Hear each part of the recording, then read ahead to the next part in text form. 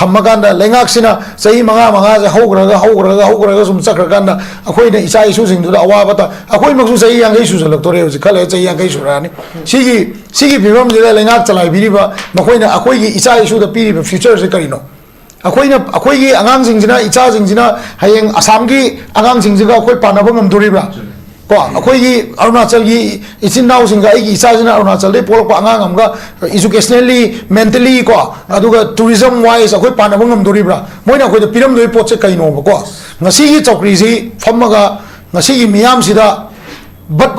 Tadalaga, why I hear Budunate, Miam se convinced of you, Kang the Bado, Akoi, Kang the Badi, Kang the Badi, Gomena, quite Kang the Badi, Tobotobu, Aquina high input to. Low view. No, I don't chumray and yellow. High view. Poor no Chedogalino. Tannersi, high view. A way to report to them Chakani, a way to them Tony Itadi. Ko Prazadi Aquini Liderna Maquini, Prazana Masinga Bailey. Ko Prazana Masinga Bailey, no way Masing the Tina Azu Prazana Hengani. Ko Say Masing Tina Azu Prazana Hengani, Prazana Horpon me to the Nungai people Mamadi, Oiro Aduna. Paliba Lengaxi, Yam Lu position the label and quite Luikangi. Manung the Kai Wadi, Mapanda Kai Wadi, Minister People of the Maram Kaino, at Loikangi, Luikangi, Yam Kaina, Aquina over exaggerate Torga, Lengaxi, Luching Besida, Aquina Namkairaga, Magi Matabaka Tungaga, CSO Mam, and Nung Gavinati. Karadi Tabu, Karadi Tata Yada, Karadi Labini, Karadi Tabu, Madui Poto, Tara Matunda, Tori Pochitu, Minataga Lali, have the Magi Advocate General Mam Lady. Masagi Magi Police Key Department ki Mam lady, Law ki Expert lady, Army ki General Sing lady ko. Pamina Ganda, report to copy over report to copy, Assembly na Hana Law give resolution sing to so, Mama Kapu Tarna Bokona view, Assembly resolution, I come the Aichi, Mr. Ganda, the Aishman Tony and Sakita di Madu, Masagi House to book contempt of Sudum Tani Boko. As on a house ki me am do. Kangi, Kroma, Lambi, Sembe, Kotpagi, Sakana, Kaitopi, Kangi, Kroma, Magaduna, di Loiro, election the Krota, Sangapi, Pazagi was a Kratabu, Emile Nazuka. Isai Piblo, wives. I'm saying I have 100 test of Lord Advisor, and the Kitunisa elections in Potaviro, I'm saying I have the call. Now in Jamuka Tokonse, Mataka Labiro, Manala, Puya, Midaka, I'm over Erogenoiva, Ladenako, Yam leader is arrogance, though, not sounding the Nature, Pocola, or the Yako.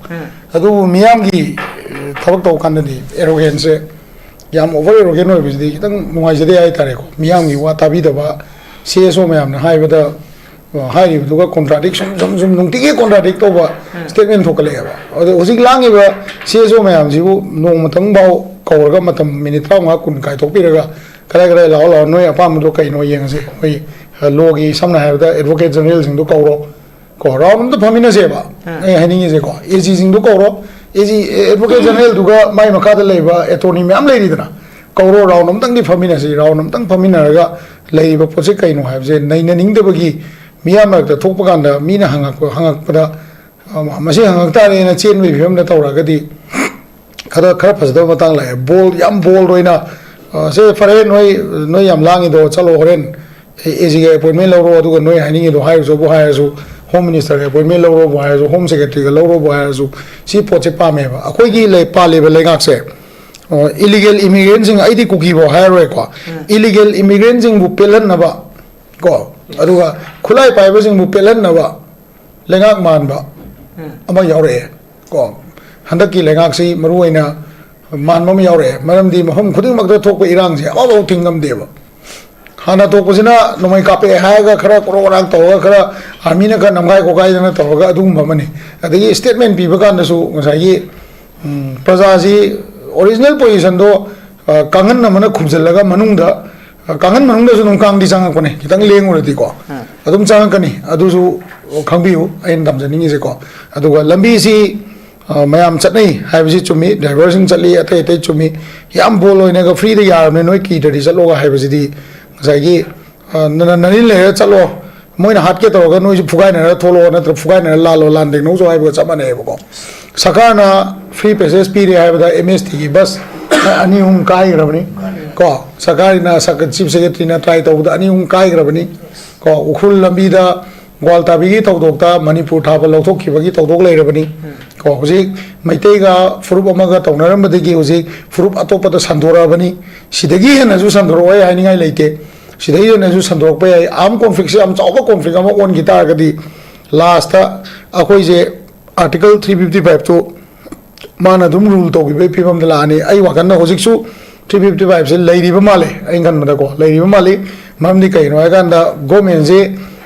My power से फजन exercise तौब ngमदबगी mummy कयामा ताय होय थिका तौबदा खोपदा थबक आपदा खोपददी liberty पिरमदी आय लॉ एंड ऑर्डर ददी अखोई चीफ मिनिस्टर जी वाजे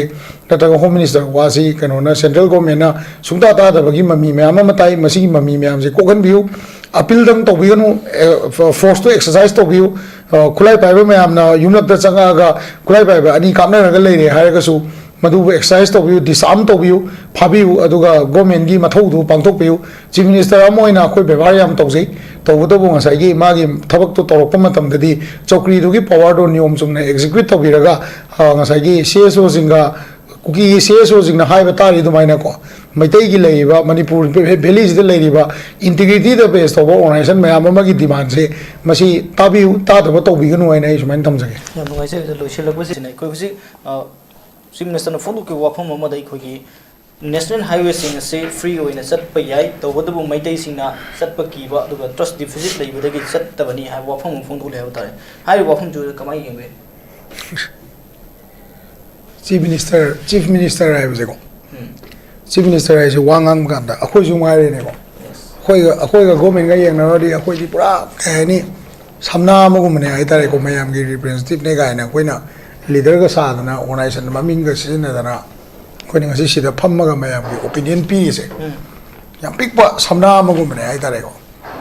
ado chief minister ai di mana mu mioi be hakchang ai di ma di kok ne bang kok manung da yawi ba koi thop enam yawi si manung da brain ko pot ma english da brain ko yawi ba ado brain je phadana sina da bida aina sage miyam gi kwai di wang ba chokrim na phammaga ngasai nganga ki ngang mai phem song nganga ga de madu gi reaction ya ma da la ka ne ba masi samna ya da aina bot lepring ai da kari ngangi aina bot lepa ga na kai ngangi mi na chief minister wa ga aina mla wa ga na kai ngangi aina chief minister wa ga da ai gi pandam se kai no adu mathang da aina kari ngang ni ai je yamna clear cut ta khanganing bagi matang am khak la ai tak pa na to adu mai na khanganing bagi matang am khak la ai ko लंबी चप याबा यादबे जी ngसाई bayam na kire chapa chata bai ji kaino mani lambi ji hosi su convoy tawraga chali ROP thami ko check leite ai ji kaino ngarangan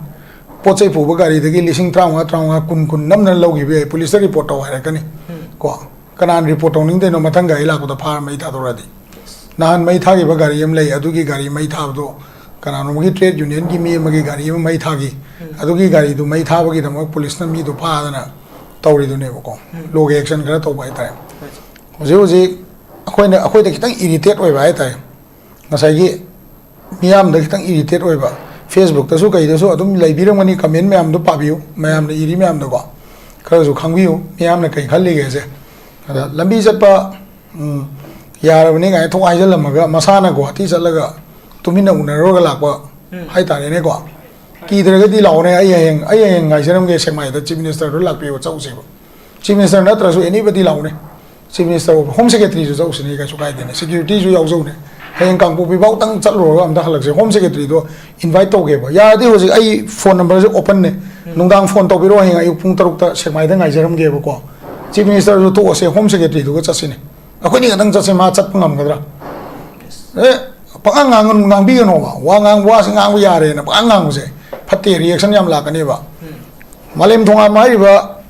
inau nu pa hai dra ko mana kang bai bau tang chat pada police na pha ga sapa ya ro en thame hoji khong na chalaga angang ani la lo da si government se la am da ya ma di la ma tung da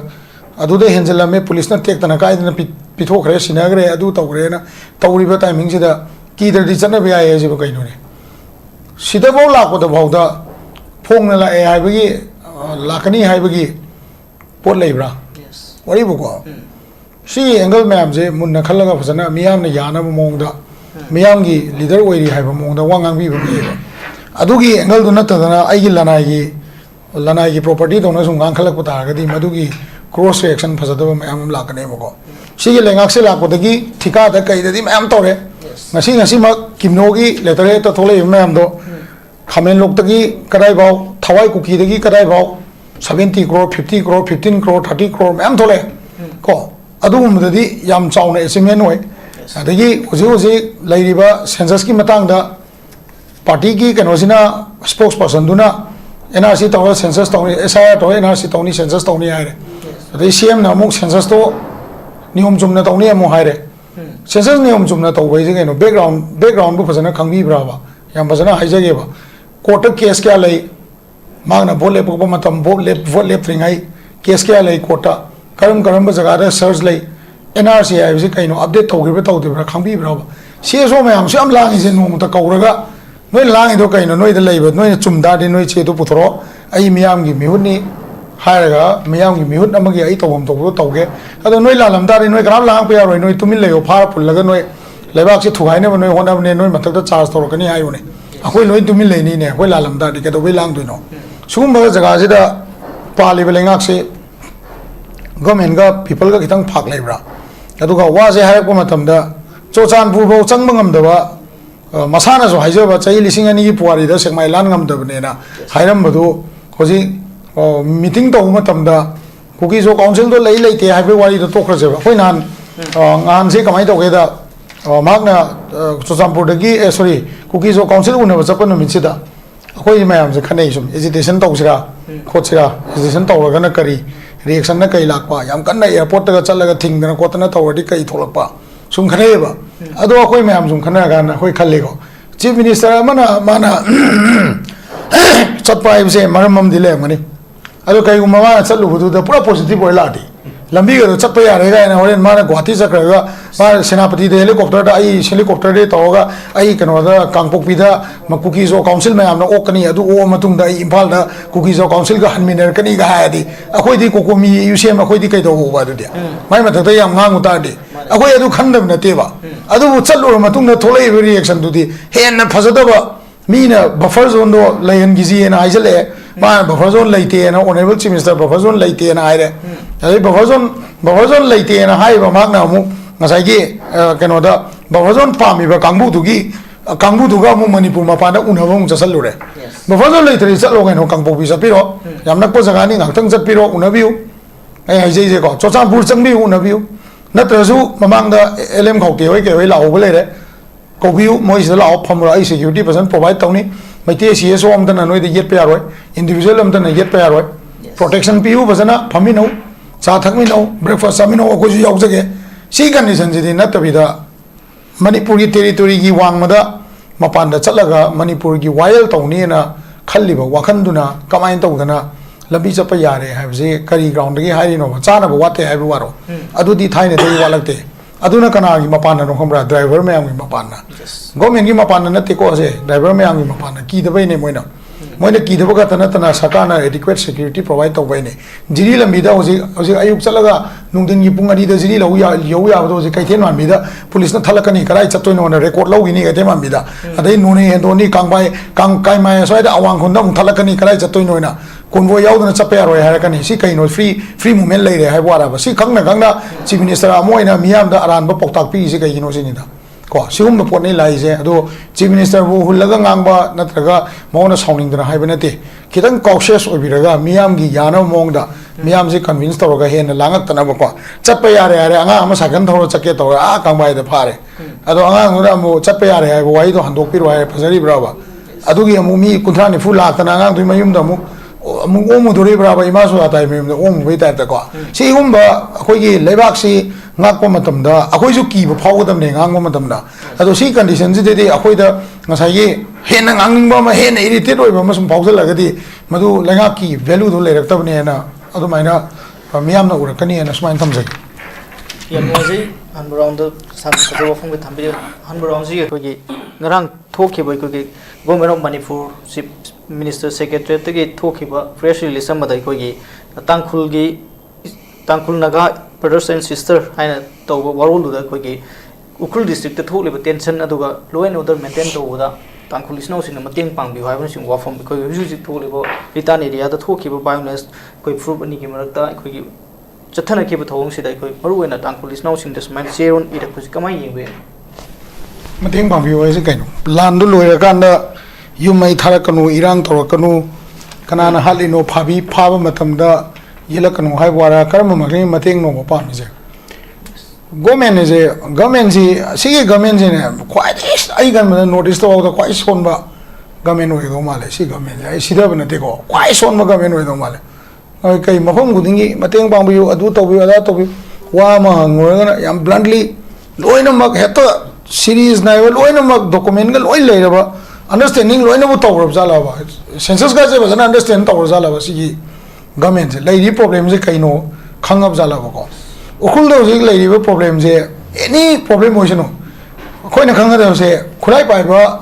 manipur khulai ba masing gang den lei ba khulai ba masing gang den lei je akhoi gi indigenous haidi akhoi manipuri marak ta su khulai pai ba group lei manipur marak ta lei manipuri nat ta su khulai pai manipur changak pa lei re bo je ko si ai poktung ai de su changa mane ba ko adu ga khoi border si porous border ne ba ko ministry of home affairs na military junta na kano gi suki government je topal to de mamang da topal ek to ba che ni thara kim ne home ministry na ko koi somna kan de changak pa infiltrators jing gi matik chapa biometric ka lawar ga mom jan tham moina ko asam rifle na madu gi asam rifle gi ex dgp ka na pathorok pada asai mi changwa sui lisingam sui mi lising yang kai sui kuntra sui en tong na bagi chayen na ba chobum le ba sigi chayen ne bijing je kaw tho ga loin ma kaw tho kan da ko adagi su agreement tong na ba uk left se usi manipur manung da without su operate tawi border area da ko laidna ko adagi meitei gil la lu mayam su without agreement understanding kanogi ka any illegal loina operate tawi hai se government of india kang ni si marak se kai no sum khorum ga mayam mateng bangbiyo hai je kana law and order gi koi ba step si lengak na phajana lokhalakani noi koi lengak bu kiu lengak si kiu law and order bu kiu ko miam da ot kanu khulai pai basing na miam da ot kanu lengak si bu kiu law bu kiu lejna ga si hai dam ne adu ona taina da tangkuli chinau miam na peace por ko da mateng bangbiyo je ke do litan gi thodok ki matang da natro yam bluntly ngangbi ibo aigi chamber da deputy chief minister amaga atopa mayam ga phamina ga litan gi thodok se irang thogandana loisan grabne na haibi bedo aduna tro makata ba litan da kari phibam leiri ge hojik madu review to bibra litan gi thodok se thokiba tha ma phajale tangkhul ni chinnaw gi natraga madu da leiba adwa anak bodal leiba kuki ne haijaba kangbu dugi mi ma ba pharaga court of law da puthorokibra hojik pawda court to puthokibra wari bo ko last day high court no ina cognizance lawi phim da la ne ba sakar se ke dori ge na ko sigumba kano ne ba lengak ne ba manipur do sing lai se ko koi ribbon ju kakpiu koila su thabiu lo ya ba akoi me amni tina wa di ne kitang father ga wahi wata do kitang father ga miyam bu nungsina hadi miyam gi damak thabak to tawri ba thabak tu ga chana na haibi oba aigi lebak kan ba man da ba aigi chokri kan ba man ba mong na sum haijal ga di hoi aingona su chairak bu ai ko phurak bu su ai ko aingonda ado aingonda phurak bu di id Shanta ne id chief minister su nate UCM gi secretary hedi madi chai om punam ne hayang chi loirani ko chief minister su omon na te ba ko vote matam da hayang madugi leader me am ji chief minister ka tai wa na te ba hosik lai ba leader jing je omon na te ma si kangbi o ko omon na te mai election ji kuidre tha tret katanga bani tha tret sida law and order na chaw ya ji proof to biu lai ba lengak sida chingna ba ma ga lai article 355 se hojik su lei ribra na khoi chingne ba mamdi kai no ga na khoi gi chief minister amadi home minister je law and order gi matang da exercise to ba kem ngam de ba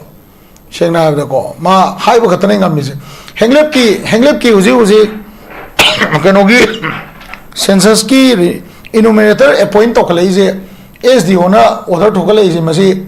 ai chingne ba mase adi nasai gi home department dagi ma mathanda ke do gi hana go thok chale je ga no ma mathanda adu so any cookie tribe ta vote karak pami lei ba jaga da ni henglep ka psychot ka sidi any cookie tribe te karak pani khwai dagi yam ba AKT leiba jaga ne ba sigum ba jaga jing jine ba koina NRC update tawsi NRC update tawsi na mayam na lauri je indigenous oi ba CM na bi ba manipuri hai resi hai do manipuri hai ba da matik chabra cha da bra du di khan bagi mathau amadi ta da bra ne manipuri hai resi ne edan noi pa so som dei lak pa su swai dei lak pa su burma dei lak pa bangladesh lak loi manipuri hai ro ai wa ma jage hoje assam ga bangladesh kano west bengal election tok do re ko west bengal ga assam gi election da amit shah honorable home minister gi key point se kaino khomba anjan anjan hai sa illegal immigrant sing taktokani detect and deport hai ne ma hai se ko detect and deport kai da hoji ngasi di Bengal gi de statement amu thole kaino ga da akoina vote ka ta ga di numin nifuni gi manungda within 40 days will complete the border fencing and amisana hai ba ko but is he not interested in completing the border fencing in Manipur along Manipur akoi Manipur kap even nomai Bangladesh nomai kapanate Bangladesh te nomai kem kapte economy gi war ne moisna nomai suwa kapte asomne jangak ba mia moina mia ai se sira muslim ga moi ga tongna jaba po ne ba akoi sida di existence ne ba akoi de attack to is na ko akoi gi communities da 2003 da kai no any cookie tribe se amu hapsan matam da adugi ponela ga keno ga di huji sahi angkai ga sudang ai mini ne adugi 50 ga su je 2003 gi mamang na moi kari tribe on list lai jano bole tri ngai mamang da suma mi me am lai ri ba Manipur da ai tham se ni se ko adagi huji district ka no border village da district ka no identify to ga central government identify to ga huji chakthum mayam ma government gi development plan da paisa pire na ngarang program to ri se madugi district sing do subdivision na appoint to district na kaya no land and resource department ki makha da notification thok ki district ka hoge du manung da hekta yar ba sala ba ai ai ni se ko government is continuity ne ba ai assembly da ngasai gi ai assembly da to ba ai gi mangda le chief minister congress ki kari gi kara gi loina mak npp loina mak leaders in na to ma potu hen na phazana to bu madu bu ai gi kan ne report card oi dui ne ba adu gi report card do puthok pagi mahutta adum ngasai gi riban jum kak le ta di madu di ngasai gi madu gi problem achaw ba ma hen ko na mayok nar ka ne ba akoi usik lai se akoi gi census ki mathak da akoi na agitation to ri se sigi maram atopam ju lai ba akoi gi district si congress matam da 2001 gi matung da district anoba form to ba matam da land and resource department gi aya ba yaudana hill area committee hai ba only assembly के advisor होएगा committee से मागी administrative secretary गइना same मगा थमंबा village ममिंग पिरम village में आमम लेयेबा अदुगी मतक तो जो मुका सोम नाकन दंगबा चोरचानपुर टेक्नोपल फ्रेजोल स्वाइद दे मु कुकी की chief right से कुकी chief की कनो से chieftainship right से मिजोरम दे abolish तो जो अकोइ सिदा तौदबनी ना अदुगी village अनोबा थोलकपो सिंगदो Madhu land and resource department का re-verification अम चंगेबा मधुगी re-verification दो सुदौ तौदना census थिजन मतमदा हेमलेट थिरकपा गांदा साइगी मागी मचा दो रोय पुनी दिसलदी मधुदी बेरा अम लाकदोरेबा ओनली अकोइ से NRC अपडेट तौबा तौदबोय वा खत नतेबा अकोइ की law C मफम Sana चलाइरिब्रा नत्रगा चलाइदब्रा land and resource department की मथौ से मपुंग फाना तौबरा forest की issue से government जिना कमाइने handle तौरी सीने बा कोइ ने येंगी से CSO में हमना हाई से सीने बा सीके पोचन नहीं ने निंग तारगदी अकोइ सु करी हाय दोनो मोय हुलगा तुम खर ngang ba agitation तौबा अदुगा election ngayo तामनी ने कोइ सु को अदुना मयाम दा कोइना government जी की मथक negative propaganda तौबा नतेबा government जी का कोइ का understand तौना दबा मियाम का understand तौना दबा जगह हम ले रिएबा कुकी की जगह जिंग सिदा कुकी कांगबो यारगा मणिपुर पीस पोर कदम नते में मैते is always ready to agitate but अकोइ उसी लोइन ready ने agitation तौना से आदि ready ने but अकोइ agitation का ये तौदरिनो खमरा लेरिबा लेंगाक से group अहुम की लेंगाक ने खुनो नोम लेरिमने से अखोइना गिदंग कम ने agitation तौर असोम दगी agitation अमा तौरागा सोम द उखुल लोम द agitation अहुम तो थोक लोरे अदुम लोरे ने से अखोइना मनिंग दरा हनमै वाने बा ngam दबै नते की बै नते बा अखोइना आशा तौइसी पालिब लेंगाक सिना पोरम नाइना पुथरक बा पोट सिंग दो माना अंडरस्टैंड तौबिरगा लॉ एंड ऑर्डर पर्सपेक्टिव ओरो अमा बोरो उखुल द तोइ बैरांग से लेगिद्रब मीजिंग से सिगी मतंग दा अखोइ की चीफ मिनिस्टर सिना नत्र होम मिनिस्टर सिना रिपोर्ट अमा कोब्रा को चीफ मिनिस्टर सिना असिसु कंपेंशन पी के हारक तेने को असदे दे हां नारोन मसेन कापना बिना से कंपेंशन पी या दना पी के हारक के बा अदो सिदा करा मस कंग द हमना काप में हाय ता दे लाख तरा पी रे न कौरगा थक थक थक पिथो के ने नान की कुकी की अनी शिबो असंग ओजा असंग सागा कोई कन्न येना बदो अनि दो लुपा लाख तरा तरे पी रे थक लोसन की दुने असि मरी यदि मोय कंपेंशन पी गम देबा मम दे असि आर्म कॉन्फ्लिक्ट ने उडलिनी मोय उडलिने अदो पुलिस की रिपोर्ट जो माय इरमगनी अदो मसिगी कॉन्फ्लिक्ट लेरिबा जगह सिंग से मिनिमाइज तौनबा मतम की लेगा न करी लोखत पीरिगे हाबदुनेबा कॉन्फ्लिक्ट सिदा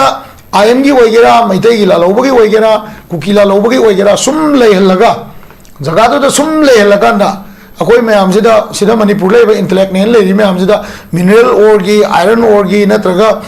कनोगी अखोई यूरिया नम फंगमनी अदु फंगमनी थाव याम लेई गाय अदु न ओरमगनी गाय अखोई जे पनै दे नैना लगा थम्मकांदा लेंगाक सिना सही मंगा जे हौग्रगा सुम चक्रकांदा अखोई ने इसा इशू सिंग दुदा अवाबता अखोई मक्सु सही यांगै सुजलक तोरे होजि खले सही यांगै सुरानी सिगी फिवम जे लेंगाक चलाई बिरिबा मखोइना अखोई की इसा इशू द पिरिबा फ्यूचर से करिनो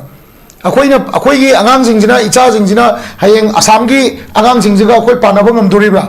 को अखोई अरुणाचल की इचिन नाउ सिंगा इचा जिना अरुणाचल दे पोलक आगांग हमगा एजुकेशनली मेंटली को अदुगा टूरिज्म वाइज अखोई पानाबो ngam दोरिब्रा मोइना अखोई पिरम दोइ पोचे कइनो को ngasi की चौकरी सी फमगा ngasi की मियाम सिदा